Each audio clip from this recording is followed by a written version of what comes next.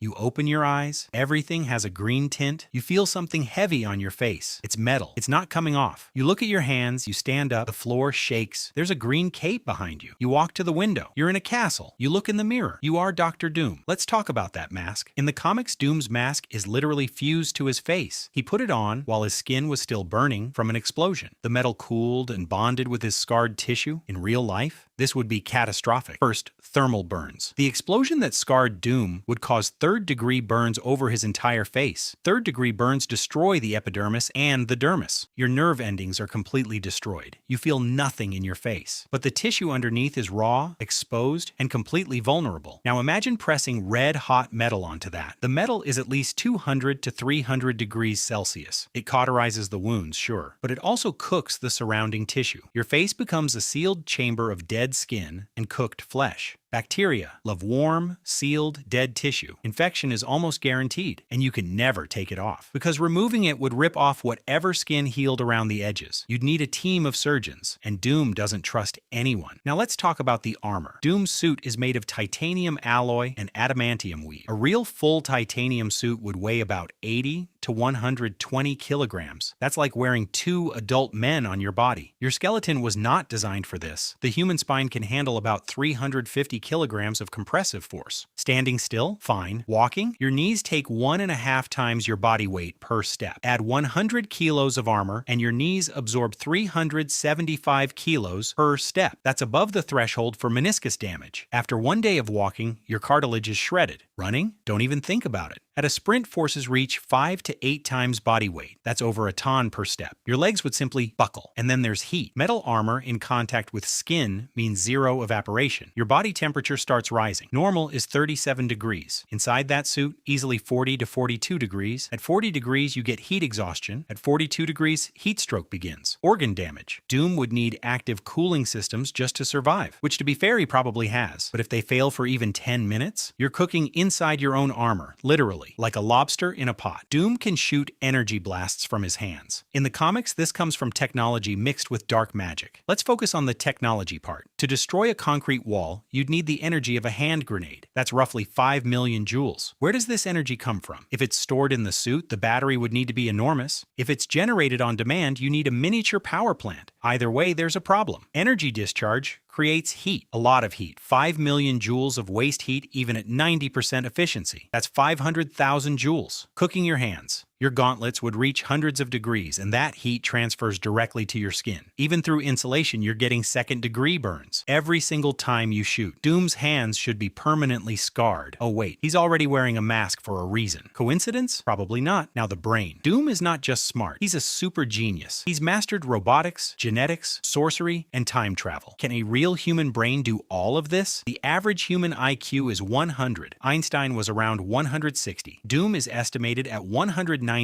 to 200 plus. But IQ isn't just a number you can increase. It's a measure of processing speed, pattern recognition, and working memory. Your brain's hardware is fixed. You can't just download more neurons. Processing speed is determined by neuron density and myelin sheath integrity. You're born with what you have. No amount of armor or technology changes your biological brain. Also, genius comes with a cost. Studies show extremely high IQ correlates with higher rates of depression, social isolation, anxiety, perfectionism. Doom checks all of these boxes. He has no friends. He trusts no one. He can't stop perfecting his plans. Being the smartest person alive might be the worst superpower. And then there's the job. Doom is the absolute monarch of Latveria. 6 million people depend on every decision he makes. Absolute power. Zero oversight. This is a recipe for psychological disaster. Studies on dictators show a clear pattern. Isolation, paranoia, loss of empathy. History's dictators all showed signs of mental deterioration. When no one can say no to you, you lose touch with reality. Doom literally has Doombots that agree with everything he says. He talks to himself. He argues with himself. Chronic stress from ruling 24/7 with no breaks. Cortisol levels would be permanently elevated. This damages the hippocampus, your memory center. Cardiovascular disease, ulcers, insomnia. Doom probably hasn't slept properly in years. Ruling a country